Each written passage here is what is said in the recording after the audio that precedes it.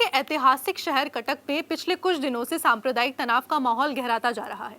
दुर्गा प्रतिमा विसर्जन के दौरान शुरू हुई एक मामूली झड़प में अब बड़े पैमाने पर हिंसा में बदल गई है, जिसके चलते प्रशासन को कड़े कदम उठाने पड़े हैं। रविवार देर रात से शहर के 13 थाना क्षेत्रों में निषेधाज्ञा चालू कर दिया गया है। साथ ही इंटरनेट और सोशल मीडिया सेवाओं को भी अस्थायी रूप से बंद कर दिया गया है। प्रशासनिक अधिकारियों का कहना है कि यह कदम अफवाहों और भड़काऊ संदेशों के प्रसार को रोकने के लिए उठाया गया है, ताकि स्थिति और न बिगड़े। विसर्जन जुलूस से शुरू हुई हिंसा की घटना की शुरुआत शनिवार रात करीब 1:30 बजे दरगाह बाजार के इलाके में हुई। हाथी पोखरी के पास जब दुर्गा प्रतिमा का विसर्जन जुलूस कथा जोड़ी नदी की ओर बढ़ रहा था, तभी दो समुदायों के बीच में विवाद छिड़ गया। प्रत्यक्षदर्शियों के मुताबिक स्थानीय लोगों ने तेज आवाज में बज रहे संगीत पर आपत्ति जताई थी। इसी बात को लेकर दोनों पक्षों में कहासुनी हुई, जो जल्द ही हिंसा का रूप ले बैठी। देखते ही देखते माहौल तनावपूर्ण हो गया और भीड़ ने छतों से पत्थरबाजी शुरू कर दी। कई जगह कांच की बोतलें भी फेंकी गई, जिससे पुलिस और स्थानीय लोग घायल हुए। इस झड़प में कटक के डीएसपी खिलाड़ी ऋषिकेश ज्ञानदेव समेत कई पुलिस कर्मियों ने नागरिकों को घायल होने से बचाया। पुलिस ने हालात को काबू में करने के लिए लाठीचार्ज भी किया और आंसू गैस के गोले छोड़े। घटना की गंभीरता को देखते हुए रात भर पुलिस ने पूरे इलाके में गश्त की। शुरुआती जांच में पाया गया कि हिंसा में दोनों समुदायों के लोग शामिल थे। अब तक 25 लोगों के घायल होने की संभावना है और 6 लोगों को गिरफ्तार किया जाने की पुष्टि है। निषेधाज्ञा और इंटरनेट बैन का फैसला स्थिति पर नियंत्रण पाने के लिए उड़ीसा सरकार ने रविवार रात बड़ा कदम उठाया है। कटक के 13 थाना क्षेत्रों दरगाह बाजार, मंगलबाग, छावनी, पुरीघाटा, लालबाग, बिदासनी, मरकटनगर, सीएडी फेज 2, माल गोदाम, बादामबाड़ी, जगतपुरा, 42 मौजा और सदर में तत्काल प्रभाव से निषेधाज्ञा लागू की गई है। प्रशासन ने धारा 144 के तहत 5 या उससे अधिक लोगों के एकत्रित होने पर रोक लगा दी गई है। इसके अलावा जिला प्रशासन ने सोशल मीडिया प्लेटफॉर्म पर सभी जगह अस्थायी प्रतिबंध लगा दिया है।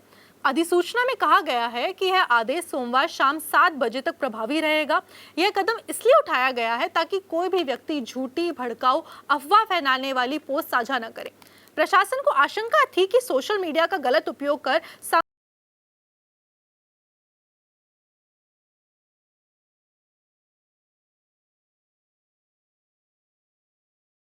बंद करने का निर्णय लिया है।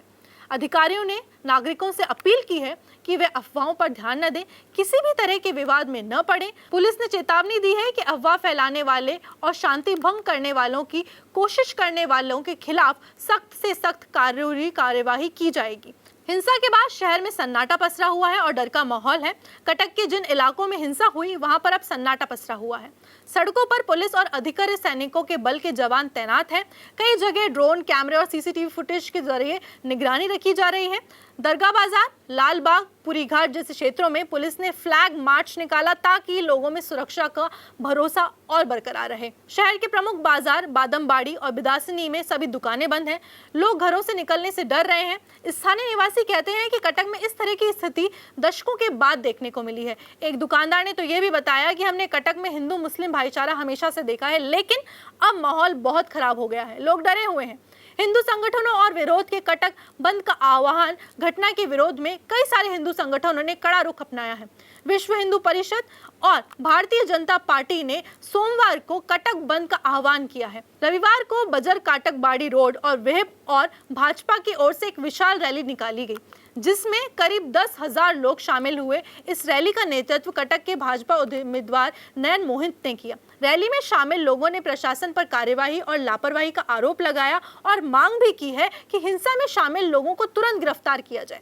कई प्रदर्शनकारियों ने कटक को हिंदू शहर बनाने जैसे भड़काऊ नारे लगाए, जिससे स्थिति और अधिक तनावपूर्ण हो गई। विहिप नेताओं ने कहा है कि जब शहर में 1000 से ज्यादा सीसीटीवी कैमरे, 2 ड्रोन तैयार थे, तो इतनी बड़ी हिंसा हुई कैसे। उन्होंने प्रशासन को पूरी तरह जिम्मेदारी ठहराते हुए डीएसपी और जिलाधीश के तबादले की मांग करी। भाजपा ने भी इस हिंसा को पूर्व नियोजित बताते हुए कहा है कि कुछ ताकतें ओडिशा के सांप्रदायिक सौहार्द को नुकसान पहुंचाने की साजिश कर रही हैं। पार्टी ने राज्य सरकार से यह सवाल भी किया है कि अगर इतनी पुलिस व्यवस्था के बावजूद कानून व्यवस्था ध्वस्त हुई है, तो सरकार और प्रशासन की सक्रियता और वहीं दूसरी ओर उड़ीसा सरकार ने स्थिति को काबू में लाने के लिए तेजी से कदम उठाए हैं। मुख्यमंत्री मोहन चरण मांझी ने हिंसा की घटनाओं पर दुख जताते हुए लोगों से शांति बनाए रखने की अपील की है। उन्होंने कहा है कि कटक 1000 साल पुराना शहर है जो अपने भाईचारे, सांप्रदायिक सौहार्द के लिए जाना जाता है। कुछ उपद्रवियों की हरकतों ने विरासत को नुकसान पहुंचाने की कोशिश तो की है, लेकिन सरकार ऐसी ताकतों को बख्शेगी नहीं। मुख्यमंत्री ने राज्य सरकार के डीजीपी को निर्देश दिया है कि वे स्थिति पर लगातार नजर रखें और हिंसा में शामिल सभी लोगों के खिलाफ कड़ी से कड़ी कार्यवाही करें। मुख्यमंत्री कार्यालय की ओर से जारी बयान में कहा गया है कि दोषियों की पहचान के लिए पुलिस सीसीटीवी फुटेज और ड्रोन रिकॉर्डिंग की जांच कर रही है। बीजेडी प्रमुख और पूर्व मुख्यमंत्री नवीन पटनायक ने भी इस घटना पर चिंता व्यक्त की है। उन्होंने कहा है कि उड़ीसा की पहचान हमेशा से ही शांतिप्रिय राज्य की रही है और कुछ लोगों की नादानी से यह छवि धूमिल नहीं होनी चाहिए। उन्होंने सभी राजनीतिक दलों और संप्रदाय को संयम बरतने की अपील की है। प्रशासनिक कदम और पुलिस की सख्त कार्यवाही से Cuttack police commissioner S Devdutt Singh ने डीसीपी खिलाड़ी ऋषिकेश ज्ञानदेव और एसीपी स्तर के अधिकारियों को लगातार हालात की निगरानी करने का आदेश दिया है। संवेदनशील इलाकों में धारा 144 लागू है और पुलिस बल की तैनाती दोगुनी कर दी गई है। शहर में 24 घंटे गश्त और चेकिंग अभियान जारी है। कटक के डीसीपी ने बताया है कि अब तक 6 लोगों की गिरफ्तारी की जा चुकी है, जबकि कुछ संदिग्धों से अभी तक पूछताछ जारी है। पुलिस ने यह भी कहा है जो भी व्यक्ति हिंसा फैलाने की अफवाह फैलाने के लिए पाया जाएगा, उनके खिलाफ कठोर कानूनी कार्यवाही की जाएगी। पुलिस ने जनता से अपील की है कि किसी भी तरह की भड़काऊ खबर पर विश्वास न करें और प्रशासन के साथ सहयोग करें। प्रशासन ने स्थानीय शांति समितियों, धार्मिक संगठनों, नागरिक समूहों से संवाद बढ़ाने की योजना बनाई है ताकि आपसी भरोसा बहाल किया जा सके। राजनीतिक तापमान और सामाजिक चिंता कटक की यह घटना केवल कानूनी व्यवस्था का मसला नहीं है, बल्कि सामाजिक सौहार्द की परीक्षा भी बन गई है। राज्य की राजनीति ने इस घटना में गर्मी तो ला दी है। विपक्षी दल भाजपा सरकार पर निष्क्रियता का आरोप भी लगा रही है, जबकि सत्तारूढ़ बीजेडी प्रशासन की तत्काल प्रतिक्रिया की तारीफ भी कर रही है। विप नेताओं ने दावा किया है कि यह सिर्फ सांप्रदायिक घटना नहीं है, बल्कि हिंदू भावनाओं के दमन का उदाहरण है। उन्होंने कहा है कि जब विसर्जन जुलूस पारंपरिक रूप से निकाला जा रहा था, तब उस पर अचानक से रोक और आपत्तियां क्यों उठी। दूसरी ओर मुस्लिम समुदाय के स्थानीय नेताओं ने कहा है कि उकसाने वाली हरकतें पहले हिंदू समुदाय ने ही की थी और फिर पुलिस ने उन्हें रोकने में देर कर दी। इस तरह दोनों पक्षों के आरोप प्रत्यारोप के बीच परतों की जो सच्चाई है वो उलझती जा रही है। हालांकि फिलहाल प्रशासन का ध्यान केवल शांति बहाली और कानूनी व्यवस्था पर केंद्रित है। स्थानीय निवासियों की राय और भय का माहौल, दरगाह बाजार और आसपास के इलाकों में रहने वाले लोगों का कहना है कि शहर में दशकों बाद इतनी स्थिति जो भयानक हुई है वो कई सारे संरक्षित स्थानों पर भेज दिए जाने के कारण संभली जा सकती है। उन्होंने यह भी बताया कि यहाँ हमेशा से ही दोनों समुदायों के बीच सौहार्द रहा है। स्कूल और कॉलेज फिलहाल के लिए बंद है। सार्वजनिक परिवहन पर भी असर पड़ा है। पुलिस ने सुरक्षा कारणों के कारण कई मार्गों पर आवाजाही सीमित कर दी गई है।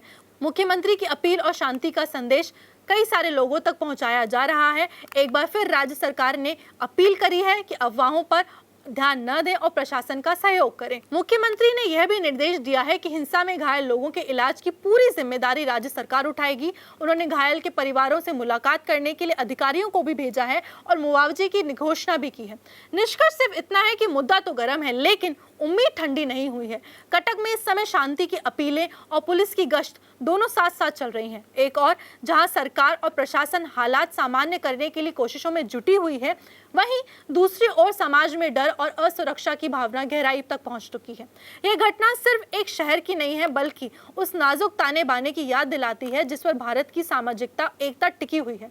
सवाल उठता है, क्या प्रशासन ऐसी स्थितियों से पहले सबक लेगा? क्या हम धार्मिक आयोजनों को मिलजुल कर मना पाएंगे या हर साल यही तनाव दोहराया जाएगा? फिलहाल न्यूज़ इस मुद्दा गर्म है, पर यही सबसे बड़ा मुद्दा है कि क्या फिर कटक पर शांति और राह पर वापस लौट पाएगा या नहीं। आप इसी के लिए बने रहिए हमारे साथ भारतीय नेटवर्क पर। मैं हूं गरिमा शर्मा आपके साथ। धन्यवाद।